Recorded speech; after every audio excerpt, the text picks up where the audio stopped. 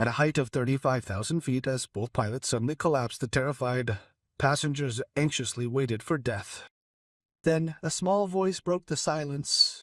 An 11-year-old girl stood up and said, "For impossible words, I can fly." The adults continued laughing until the realization dawned on them that she was their only hope. With the lives at Turzig hanging in the balance, it all came down to a sixth grader, a girl that no one thought had a chance. Before watching the full story, please drop a comment below to let us know from which country you are watching. Don't forget to subscribe for more compelling stories. The morning sun painted golden streaks across the windows of the airport terminal as 11-year-old Maya Chin sat quietly in the waiting area for unaccompanied minors. Her purple backpack leaned against her chair, and a simple jigsaw puzzle was displayed on her tablet. The airline employee in charge of assisting young people traveling alone smiled warmly at her and spoke in the gentle, simplified tone that adults often use with the children. "Your flight leaves in 20 minutes, my little one. Are you excited to visit your aunt in Denver?" Maja nodded politely, her dark eyes barely leaving her chair, looking like a regular elementary school student taking a routine spring break trip. The gate had already placed a bright yellow lanyard around her neck, identifying her as an unaccompanied minor. A visual signal to all crew members and passengers that she was an unaccompanied minor who required additional supervision and care. When boarding began, Maja was escorted onto the plane ahead of the premium passengers in accordance with the airline's policy for children traveling without their parents. The lead flight attendant, a friendly woman named Berührt with 20 years of experience, personally escorted Maja to her window seat in row 12, helped her stow her backpack in the overhead bin, and showed her where her safety card was. "Ever been on a plane, sweetheart?" Patrizia inquired, slowing her speech and enunciating each word with deliberate care as if Maja had trouble with complex sentences. "If you need anything during the flight, just press this button and one of us will help you." "Okay." Maja thanked her quietly in her small, young voice and was already pulling a book about horses out of her bag while Patricia walked down the aisle to help other passengers. The business travelers, as they settled into the seats nearby, paid hardly any attention to the little girl by the window. They saw only what everyone else saw. A fifth or sixth grader with a neat ponytail wearing cartoon character clay shoes and clutching a stuffed animal keychain on her backpack strap. She was invisible, as children often are to busy adults who are focused on their own business. As the passengers continued to board, Maja seemed completely absorbed in her book, occasionally glancing out the window at the ground staff loading luggage below.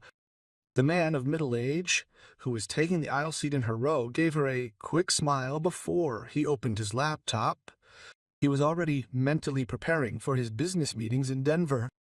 He noticed her coloring book protruding from the seat pocket and assumed she would spend the flight drawing pictures or, like most children her age, watching cartoons on the entertainment system. The woman across the aisle watched Maya with a protective instinct that many adults feel toward unaccompanied children on flights, mentally making a mental note to keep an eye on her in case she appeared nervous or needed help. No one suspected that behind Maya's unassuming appearance lay knowledge that would soon determine the survival and death of all the passengers aboard Flight 2840. The truth about Mädchen was extraordinary, but she had learned early on to hide it from adults who would never understand her. Her father had been a commercial airline captain, a veteran pilot who had flown for 30 years before a sudden heart attack took his life just 18 months earlier. But in the precious years before his death, he had done something unusual, something that had started as a game when Maja was just 7 years old. He had begun teaching her to fly, not in a real plane at first, but with a professional flight simulator software that he used at home to practice emergency procedures and hone his skills on the deck. What had started as a father showing his curious daughter his work had developed into something much more serious as he recognized her photographic memory and natural understanding of flight mechanics. By the age of 8, Maja could recite emergency checklists by heart. By the age of 9, she could perform simulated engine failures and electrical emergencies with calm precision. By the age of 10, she had logged over 2,000 hours in the simulator, practicing everything from normal landings and landings to catastrophic system failures that would terrify even experienced pilots. Her father had also taken her to youth flight programs at the local airport, where kids could sit in real cockpits and learn about flight controls from retired pilots who volunteered their time. Maja had soaked it all up, asking questions that surprised the instructors with their depth and insight. She had watched countless hours of cockpit footage, studied pilot training manuals borrowed from her father's bookshelf, and developed an obsessive devotion to understanding every aspect of how commercial aircraft worked. Upon the passing of her father, the simulator provided her with solace, allowing her to feel near to him and preserve the memory of his life. Her mother, overcome with grief and struggling to pay the bills as a single parent, had no idea how advanced Mia's skills had become. All she saw was a young girl who enjoyed playing computer games, a harmless hobby that her daughter enjoyed and combined with her late father's job. Oh, man. As Flight 28 taxied back from the gate and made its way to the runway, Maja listened to the familiar sounds of the engines revving up with a realization that would have shocked everyone around her. She knew the slight jolt was the nose skimming the expansion joints in the runway. She recognized the different engine noises as the pilots adjusted thrust for turns. She felt the plane come to a halt at the hold line in front of the runway, waiting for air traffic control to give it the go-ahead. When the engine surged to maximum power and the imposing Boeing 733 hurtled down the runway, Maja shut her eyes and felt intensely that specific moment when the pilots executed their maneuver, steering the aircraft and drawing back the control yokes to gently lift the nose gear off the surface at precisely the perfect speed. Her simulator training had taught her that every sensation, every sound, every movement that the adults around her experienced as merely the routine miracle of flight. When the plane ascended to an altitude of 10,000 feet, the flight attendants initiated their essential safety demonstration. This demonstration provided passengers with clear instructions on how to properly fasten their seatbelts and showed the locations of the emergency exits. Maja didn't have to watch, as she had memorized all the safety precautions years ago. But she politely kept her eyes forward anyway, acting like an obedient child following adult instructions. Patricia came over to check on her. As soon as the fasten seatbelt sign went off, she brought her a box of cookies and asked if she wanted juice or soda. "You're such a good traveler," Patricia said warmly, patting Mia on the shoulder. "On the airplane, some kids tend to get nervous, but you seem incredibly calm and collected." Maja smiled shyly and accepted the cookies, without mentioning that she felt more comfortable on airplanes than almost anywhere else in the world. This was where she was in her element. In this place, her father's legacy continued to live on, unbeknownst to anyone in her immediate surroundings. Upon reaching 35,000 feet, the airplane stabilized and shifted into a smooth cruise flight. The captain welcomed the passengers aboard and announced the estimated time of arrival in Denver. His voice sounded confident and professional over the PA system. Maja recognized the good flying technique and the smooth vibration-free flight, the sign of experienced crew members who had perfectly tuned the plane for the crew. She picked up her book again and enjoyed the story about the wild horses, even as she simultaneously registered every subtle change in the engine's sound or the plane's position in the air. The business traveler next to her was already asleep. His laptop was closed on its folding table. Other passengers were reading, working, or watching movies on their personal screens. It was a routine flight, unremarkable in every way, exactly the kind of safe and boring journey that millions of people experience every day. No one noticed when the first officer in the cockpit began to feel dizzy. No one looked as the captain's vision blurred. The two pilots had eaten breakfast together at the hotel that morning, both choosing the same egg dish from the buffet. Neither of them suspected that the food was contaminated with bacteria that was now attacking their bodies with devastating speed. The first officer tried to suppress his growing nausea, assuming it was just turbulence affecting his stomach, but within minutes his hands began to shake on the controls. The captain felt severe cramps in his abdomen and reached for his water bottle with trembling hands to combat the dizziness that was causing the instruments to blur before his eyes. Both were professional pilots with thousands of hours of flying experience, trained to handle emergencies and ensure safety even under pressure. But their bodies were failing faster than either of them could comprehend. In the passenger cabin, Patricia was preparing the beverage cart for in-flight service when she heard the cockpit call button ring. This was unusual during the flight, but she immediately put down the coffee pot and walked to the front of the plane. Adheen. Through the reinforced window of the cockpit door, she could see that the first officer was slumped sideways in his seat, apparently unconscious. With each digit she pressed, her heart beat faster and faster as she inputted the security code to open the door. Her training suddenly took over as she realized something was terribly wrong. The sight that greeted her as the door opened would haunt her for the rest of her life. Both pilots were unconscious. The captain's head was resting against the side wall, and the first officer had slumped forward against his seatbelt. The plane was flying on autopilot, maintaining altitude and heading without human intervention. But both crew members who were supposed to be controlling the complex systems were completely incapacitated.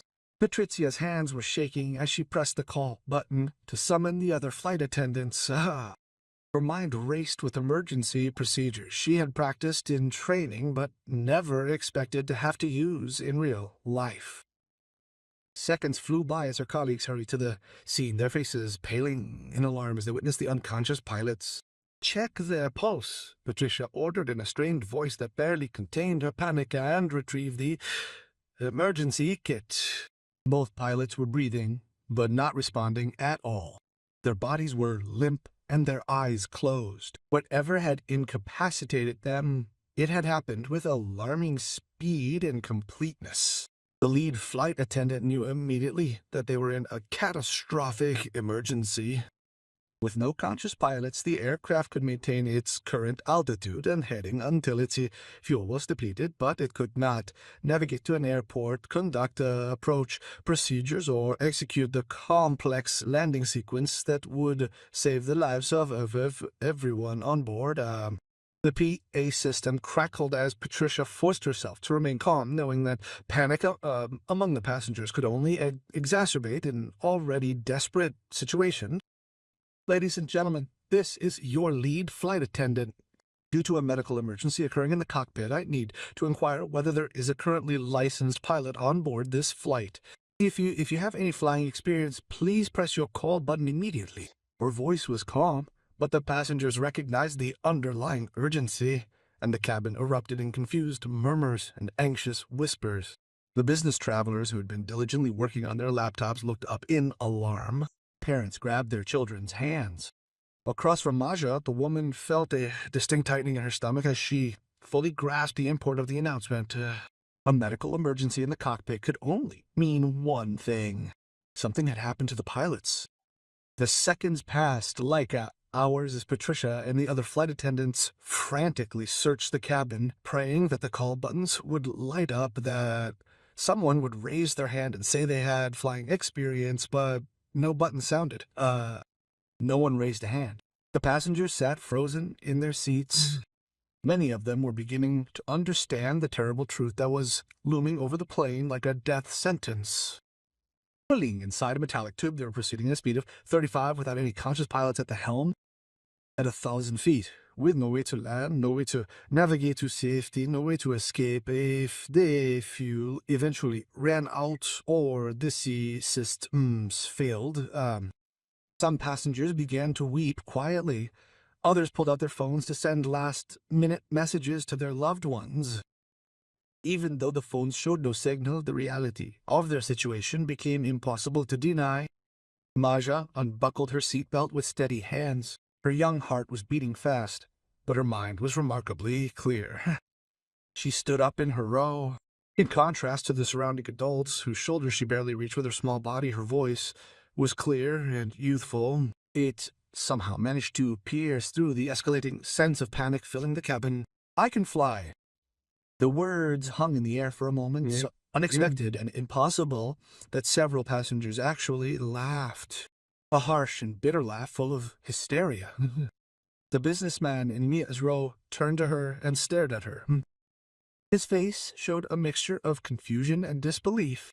He spoke gently, saying, "Honey, sit down," but his tone lacked warmth, carrying the automatic dismissal we often see from parents towards their adult children in serious circumstances. He added, "The flight attendants will deal with it." But Maja didn't sit down.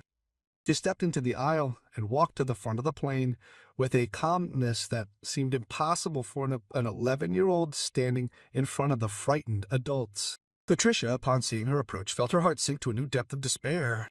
This was a child, a grade schooler, who probably thought flying meant playing games on an iPad. "Bunny, you need to go back to your seat," Patricia said gently, trying to guide Maja down the aisle, even though her mind was screaming that there was no other way, that this child was the only person who had volunteered. When asked about pilot experience, "This is not something you can help with, Dasha.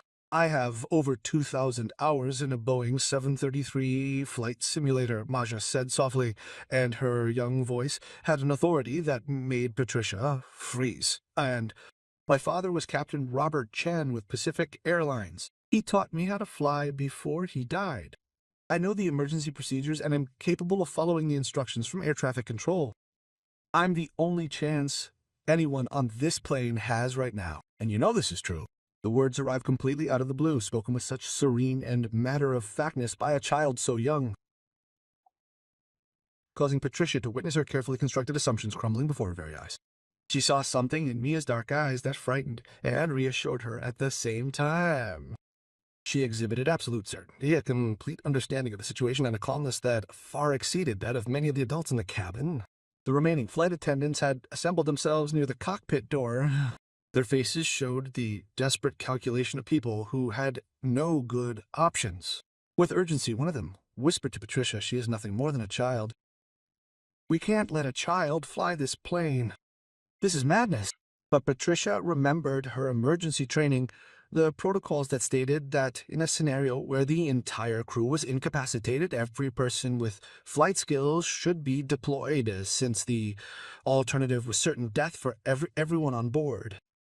She looked at Maja again, saw the purple backpack and the stuffed animal keychain, saw the small hands and the young face that should be concerned with homework and friends, not flying a commercial airliner with 14 people on board. But she also saw the steady gaze, the calm demeanor, and heard the precise aviation terminology that no 11-year-old should know, unless he had acquired this knowledge under extraordinary circumstances.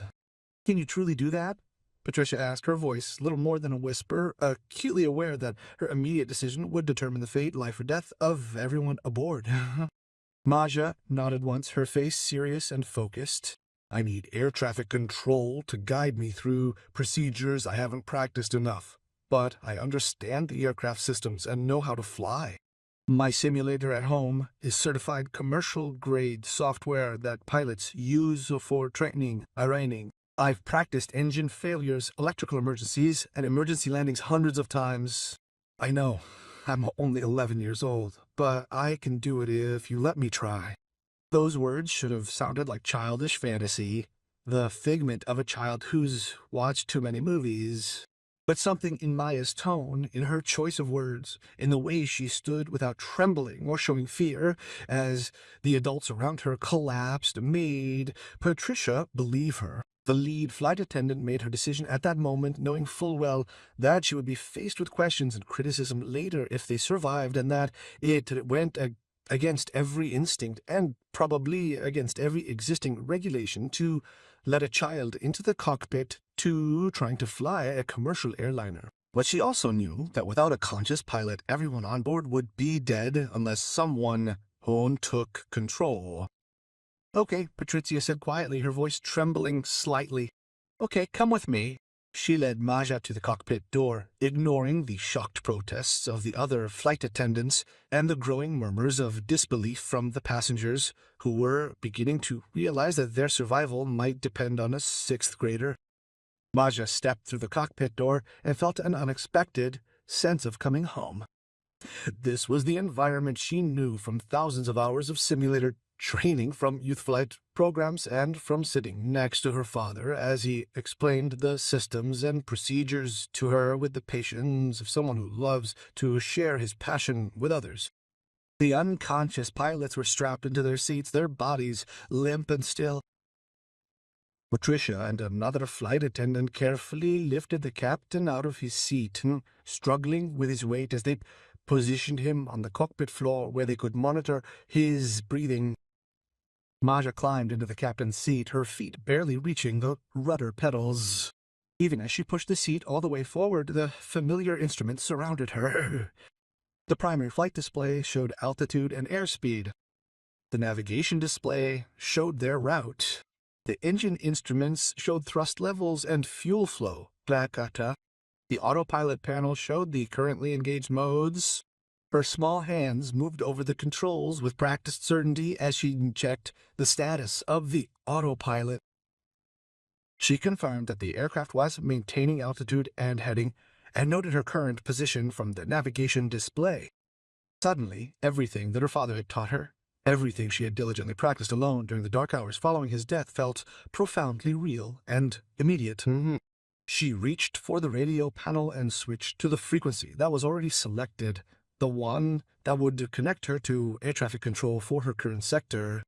Maja inhaled deeply, her breath steady. Then she pressed the transmit button and spoke in her clear, youthful voice, meticulously using the specific style of expression that her father had so thoroughly taught her during their intensive training. "Denver Center, this is Pacific Flight 2008. We have an emergency. Both pilots are incapacitated, and I am a passenger who has taken over the controls.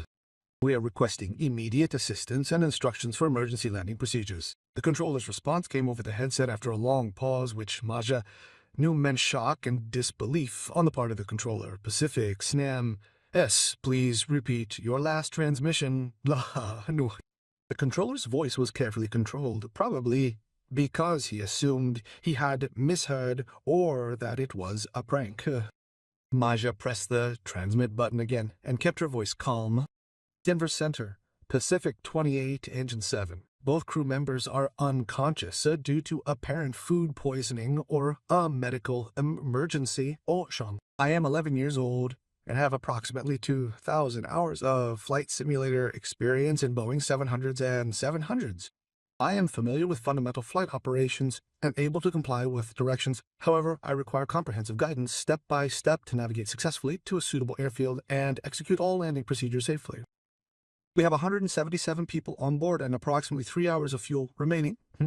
The frequency was silent for a few seconds, and Maja could imagine the chaos that would ensue. Transmission at Denver's Air Traffic Control Center.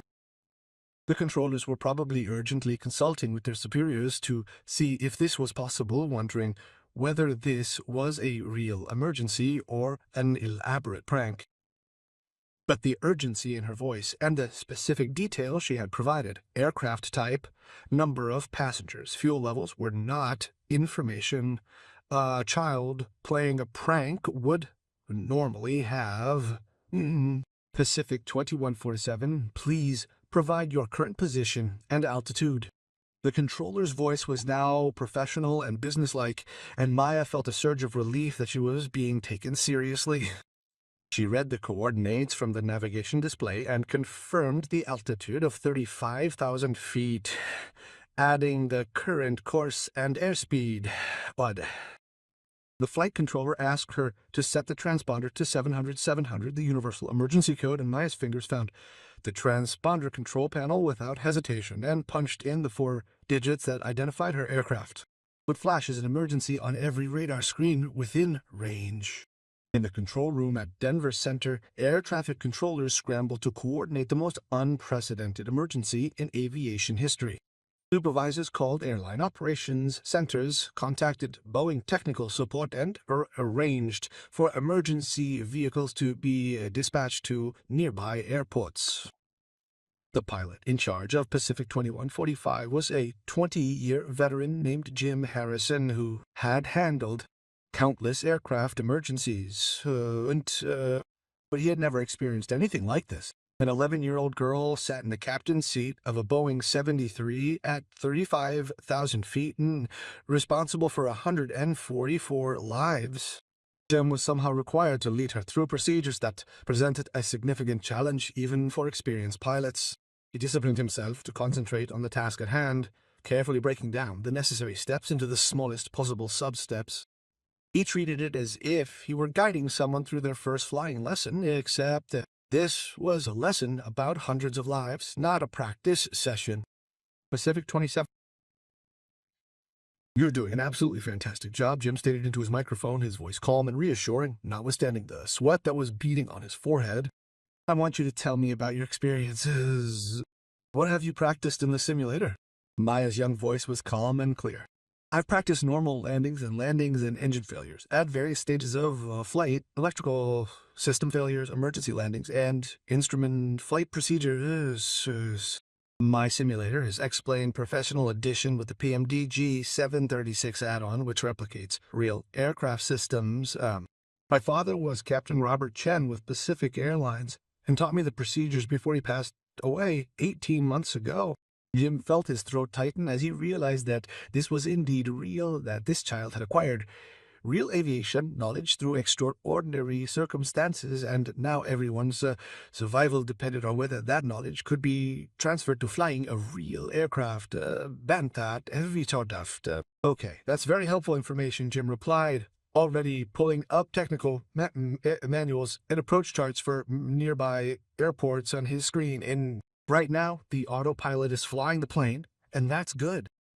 We'll leave it on while we do some checks and come up with a plan good.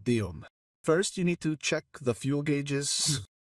They should be on the control panel above you. Can you see them?" Maja tilted her head back to look at the control panel, and her eyes found the fuel gauges exactly where she knew them from her simulator training. Awkward. The center tank reads about 2,000 pounds. The left main tank reads about 10,000 pounds. The right main tank reads about 10,000 pounds. Jim jotted down the numbers and calculated that they had about 2.5 hours of flight time left, which gave them options, but not unlimited time to figure out a solution. Back in the passenger cabin, word had gotten around that an 11-year-old girl was in the cockpit trying to fly the plane. Some of the passengers refused to listen and insisted that it must have been a mistake or a misunderstanding. Others sat there stunned, unable to comprehend this impossible situation with their own minds. Some parents held their children close, whispering prayers or words of comfort while simultaneously fighting their own fear. The businessman who had been sitting next to Maja in row 12 kept shaking his head, remembering the little girl with the coloring book and the cartoon sneakers. Unable to reconcile this image with a child's idea of a commercial airliner flying morning, Patricia walked through the cabin, trying to reassure people. She explained that the young passenger had undergone extensive simulator training and that air traffic control was guiding her, but her words did little to ease the fear that hung in the air. In the cockpit, Maja performed the checks Jim had instructed her to make sure that the aircraft systems were functioning normally and that there were no other problems besides the incapacitated pilots. Her simulator training had trained her precisely on this kind of systematic check. Prepared, and she answered Jim's questions with a precision that gave the controller hope that this might still work. "Pacific 7, we're going to divert you to Colorado Springs Airport," Jim said, pulling up the airport information on his screen. "It's about 60 miles ahead of their current position and has a long runway with emergency equipment." Our first task involves programming the flight management computer to fly to Colorado Springs. Have you already completed the FMC programming in the simulator? Maja replied affirmatively, simultaneously reaching for the FMC located between the captain's and first officer's seats. I require the airport identification code, please. Jim gave her the code KCOS and explained step by step how to bring up the flight plan page, enter the alternate airport as the new destination, and execute the change. Her little fingers carefully worked the keys, following Jim's instructions and comparing each step to what she had practiced countless times in her simulator. When she pressed the execute button, the plane began a gentle turn toward the new course. The autopilot followed the updated flight plan that would take them to Colorado Springs. Maja watched the navigation display update to show their new route and confirmed their turn to Jai. Emergency crews were mobilized at the Colorado Springs control tower.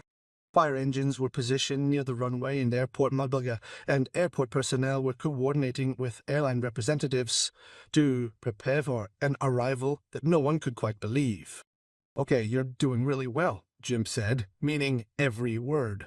"Next, we need to begin our descent from 35,000 feet. We're going to do this very slowly and carefully. I want you to find the altitude selector knob on the autopilot panel. It should have numbers on it indicating your current altitude setting." Maja found the knob exactly where she expected it to be. Thanks to her simulator training, the layout looked familiar even though this was her first time touching real aircraft controls. "I see that it's currently set to 300-500. Jim explained how to turn the knob to select a lower altitude and explained that if she pulled the knob out to activate the new setting, the autopilot would begin a gentle descent. Maja followed his instructions carefully and felt the nose of the plane drop slightly as the autopilot began reducing altitude at a safe rate. Ungehörte. The flight descent was projected to last approximately 15 minutes until it reached an altitude of 10,000 feet. Jim's plan involved allowing Mika to stabilize at this altitude while they concurrently completed preparations for the approach. Jim used this period to confer with Boeing's technical representatives who had been contacted by the airline. The objective of this consultation was to obtain their valuable insights into the best methods for guiding an individual lacking any real-world flight experience through the intricate complexities of the landing procedures of the land.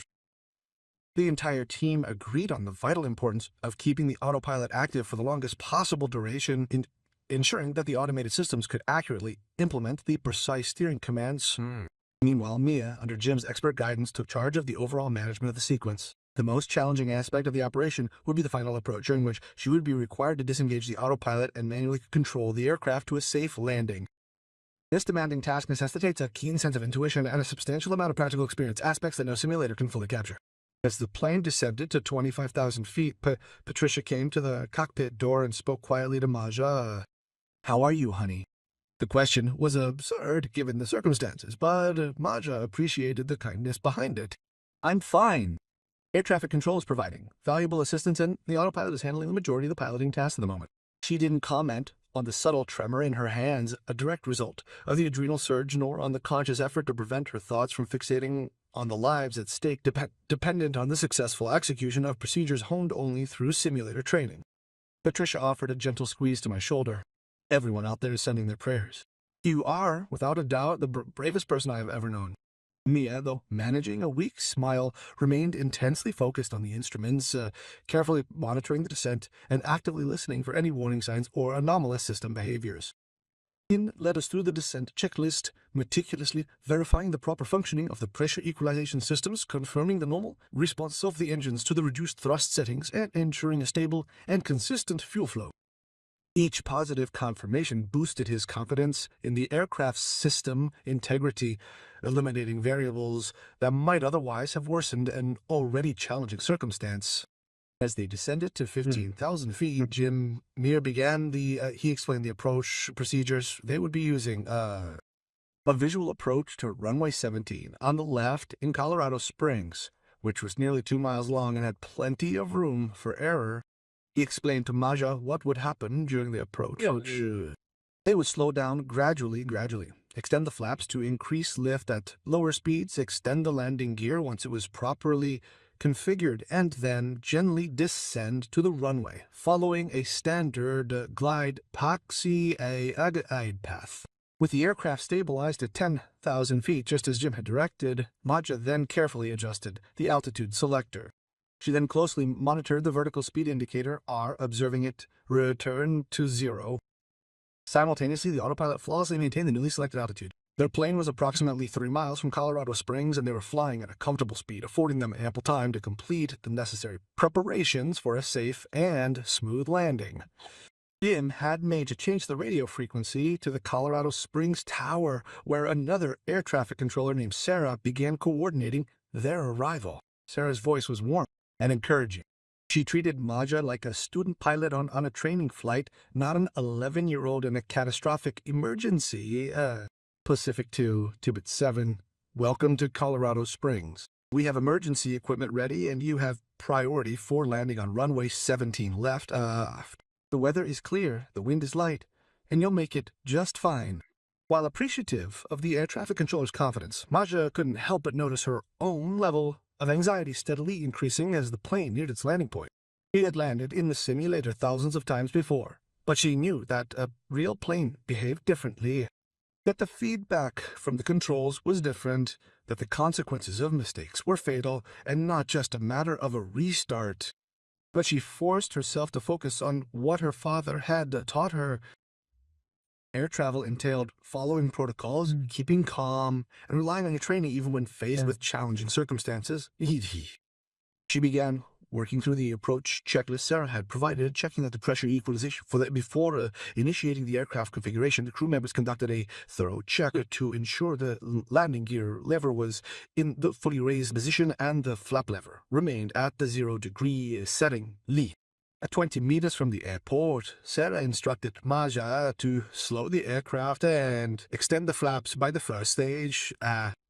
Jim, who was still monitoring Denver's frequency, instructed them to reduce the throttles to begin deceleration and then to move the flap lever to the first position.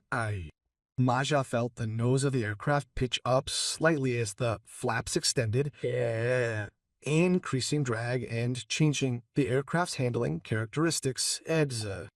She carefully watched the airspeed indicator and made sure they were slowing to the appropriate speed for that flap setting. With a positive identification, Lara confirmed the aircraft's location on radar, tracking directly towards the runway. Maja was then given clearance to begin her descent to an altitude of 7,000 feet. Maja readjusted the altitude selector and began a further descent while maintaining the slower airspeed appropriate for their current configuration. At 15 miles and 7,000 feet, Sarah had Maya extend more flaps and slow them down further, gradually preparing the aircraft for landing while maintaining stable flight. Each flap extension movement changed the aircraft's handling, and Maya felt a difference in the controls as aircraft pitched upward and slowed with each change. In order to maintain a consistent rate of descent and keep the airspeed within safe operational limits, she made small adjustments to the thrust and pitch controls. At 10 miles, Sarah instructed her to extend the landing gear, and Maya's hand found the landing gear lever on the center pedestal. She moved the lever to the down position and heard the hydraulic noise as the landing gear doors opened and the massive landing gear legs extended beneath the aircraft. 3 green lights illuminated on the instrument panel, confirming that all 3 landing gears were extended and locked. The aircraft rocked slightly due to the increased drag, and Maya increased the thrust a little to maintain airspeed. Perfect, Maya, Sarah said, calling her by her name now and treating her like a person. And not just a call sign. Your landing gear is down and locked, and you're ready to land. At 5 miles, I'm going to ask you to disengage the autopilot and fly the rest of the approach manually. I know that sounds scary, but you've practiced this. The plane will do what you tell it to do. Small rudder inputs. Keep an eye on your airspeed and rate of descent, and keep the runway in front of you centered. You can do this. Maya's heart was pounding now, knowing that the moment of truth was approaching. The autopilot had guided the plane perfectly, but landing required human intervention, requiring feeling and judgment that no automated system could provide. She wiped her sweaty palms on her jeans. Her hand moved to the control stick, and she felt a slight resistance in a subtle movement as the autopilot automatically executed a series of minuscule adjustments to stay on course. At 5 miles, Sarah gave the instruction Maya had been dreading and expecting. Pacific 287, you may now disengage the autopilot. Press the red button on the control stick. Maya's thumb found the autopilot disengage button and pressed it firmly. As she listened in her headset, the familiar beep sounded, and instantly the aircraft reacted exclusively to her controls. For a terrifying moment, she felt the plane drift to the right and instinctively pushed the control stick to the left to center the wings and bring the flight path back to the center line of the runway. The controls felt different than in the simulator, more responsive and lively, and Maja had to consciously apply gentle inputs to avoid oversteer. Sarah explained each step, reminding her to check airspeed, monitor altitude, and maintain a steady rate of descent at about 700 feet per minute. The runway loomed ahead of them, a long strip of gray concrete that looked impossibly small from their current height. Concentrating intensely on keeping it centered in the windshield, Maja made incredibly small adjustments with the control stick and the rudder pedals. Her feet, hampered by their inability to exert any real pressure, nonetheless worked diligently to do the best they could. She could hear Patricia's voice in the cabin, telling the passengers to prepare for landing, to make sure their seat belts were fastened and their seats were upright, and to try to maintain some semblance of normalcy despite the extraordinary circumstances. At 3 miles, Maja was holding the glide path well. Her simulator training was translating better to piloting the real plane than she had dared hope. The plane was stable, properly configured, and flying straight toward the runway. Emergency vehicles could be seen parked beside the runway. There were red and white trucks on standby, their flashing lights clearly visible, ready to handle any situation that might arise. Sarah's voice was calm and collected as she guided Maja through the final approach. "You're doing great. Airspeed is good at 140 knots. Rate of descent is perfect. You're right on center line. At 50 feet above the runway, I'll tell you to reduce thrust and begin flaring. That means gently pulling back on the yoke to raise the nose and slow the descent. The main landing gear will touch down first, then you gently lower the nose gear. After touchdown, pull the throttles to idle and carefully apply the brakes." Maja acknowledged the instructions. Her entire world narrowed to the runway in front of her, the instruments in front of her, and Sarah's guiding voice in her headset.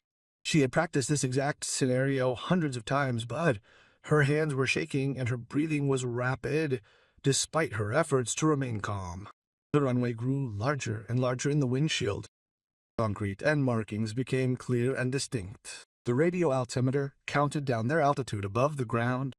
200 feet, 100 feet, 50 feet. "Begin flare," Sarah shouted.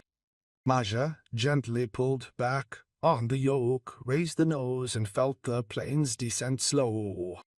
The throttles returned to idle under her left hand. For a moment they seemed to be suspended between heaven and earth. Then she felt the main landing gear touch the runway with a firm but controlled push. As the aircraft slowed, she held the nose high for several seconds longer, carefully controlling the descent before letting the nose gear settle onto the concrete runway. Her feet found the brake pedals and carefully applied pressure as she felt the massive aircraft slow under her control. They had landed. They were safe. She had actually made it. With decreasing speed, the aircraft rolled down the runway, eventually coming to a stop. Maja kept it centered with small rudder movements. The emergency vehicles followed at a distance. When they had slowed to taxiing speed, Sarah instructed Mia to turn onto the next runway, and she tried to bring the plane to a halt. Her hands were shaking so badly now that she could barely operate the controls, but she managed to steer the plane off the runway and onto the taxiway before applying the parking brake. The engines were still idling, the system was still functioning, but the immediate danger was over. They had landed safely in Colorado Springs. All passengers and crew were alive because an 11-year-old girl had knowledge that should have been impossible for someone her age. Patricia cried as she opened the cockpit door, tears of relief streaming down her face. In a tight hug, she pulled Maja close, her attempts to find suitable words for what had just taken place failing miserably. Observing from the cockpit, Maja could see the swift arrival of the emergency services, the complete encirclement of the plane by airport vehicles, and a sizable gathering of officials and media members eager to observe this truly remarkable landing. Was Sarah's voice echoed through the headset once more, full of emotion. Maja, that was the most incredible flight I've ever seen. You saved every life on that plane. Your father would be so proud of you. The medical team that rushed aboard first tended to the unconscious pilots, both of whom were showing signs of severe food poisoning but would survive with treatment. Patricia explained to the paramedics what had happened, how the 11-year-old girl in the cockpit had taken control and landed the plane when no one else could, and the passengers, many of whom were still crying or in shock, were beginning to realize that the child they had dismissed and underestimated had been the only thing standing between them and certain death. The businessman in row Z couldn't stop staring at Maja, remembering how he had told her to sit down when she had volunteered to help, how close he had come to preventing the only person who could save her from reaching the cockpit. The airport authorities had to tow the plane to a gate, and an experienced pilot was brought on board to shut down the engines and secure the systems. He shook Mia's hand with genuine respect and told her that what she had accomplished was extraordinary, even for pilots with thousands of hours of flight time. As the passengers descended the stairs that had been rolled down to the plane, many of them stopped to thank Maja, to pat her on the shoulder or squeeze her hand, unable to put into words their profound gratitude to the little girl who had refused to be turned away, even though every adult instinctively knew that she could not possibly help. News of the emergency landing spread quickly. Within hours, Maya's story was on every major news channel. Aviation experts analyzed the cockpit audio recordings, marveling at how a child whose only experience was in simulators had mastered procedures that were challenging even for professional pilots. Her mother, reached by phone and crying with shock and pride, told of Maya's father and the training he had given, of the thousands of training sessions that no one had known had led to the development of real skills, not just child's play. The FAA launched an investigation not to cast blame, but to understand how such an unprecedented event could happen and what lessons could be learned. Boeing representatives requested copies of simulator software to study how effectively their training materials translated into real-world skills. In the days that followed, Maja struggled to process what had happened. Nothing more than a sixth-grade girl, she missed her father and found comfort in the world of flight simulations. Suddenly, she was an international celebrity as the 11-year-old who had saved lives. At the request of several schools, she delivered speeches to students encouraging them to pursue their passions. Aviation organizations offered scholarships to train as a pilot. Airlines wanted to talk to her about her future career once she was old enough to earn a real pilot's license. But more than anything, Maja wanted to get back to her normal life, her homework and friends, and the quiet of the city. Moments on her simulator where she still felt closest to her father. The passengers on the flight formed a group they called Maya's crew, kept in touch, and met annually to celebrate her survival and honor the young girl who had refused to let them die. They established a scholarship fund in her name for young people interested in aviation. Patricia remained close to Maja, calling her often to check on her and reminding her that she was the bravest person Patricia had ever known. The air traffic controllers, Jim and Sarah, received praise for their guidance during the emergency, but both insisted that the real hero was the child who had remained calm and followed instructions, while the experienced adults around her panicked.